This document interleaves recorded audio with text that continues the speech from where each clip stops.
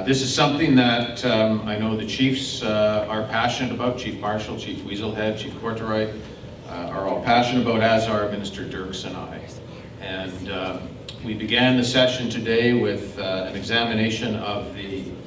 difference in outcomes that we are seeing as Albertans in terms of educational outcomes for First Nation students in Alberta as compared to Albertans at large. And we examined that and spoke about the challenges that we face. And I think we very quickly reached a consensus in the room that we wish to see a province where First Nation students are getting exactly the same educational opportunities that all Alberta students are getting. And the chiefs and myself are of common mind, together with Minister Dirks, that that is the future that we aspire to get to. And so today we have had discussions about the best way forward. We've had, I think, constructive discussions about how the Department of Education in Alberta can partner with First Nation educational authorities that will represent multiple First Nations, how we can ensure that we partner in a way that provides First Nation students with the same quality of education, how we ensure that we have First Nation educational authorities that respect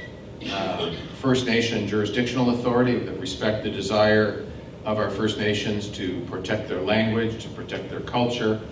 to protect traditional knowledge, and to make sure that young First Nation citizens are not only have the opportunity for the same educational opportunities, but they're raised with a deep pride about who they are as Albertans and Canadians, and the pride that they have in their First Nation heritage. And also that, as part of that, we preserve and enhance First Nation languages, which we very much are part of our culture and our heritage in this province, and that we want to protect and advance through the educational system. So, I mean, these are broad objectives that we've agreed to work towards, and you know, I think a number of the chiefs were very constructive. You know, I would point out Chief Noski from Treaty 8 spoke about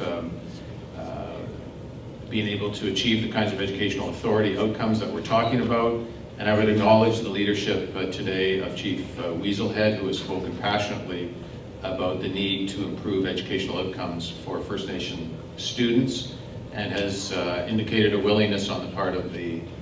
Blackfoot Confederacy to partner with the provincial government to begin to change the educational future for children in the Siksika and in the Blood Tribe First Nations and other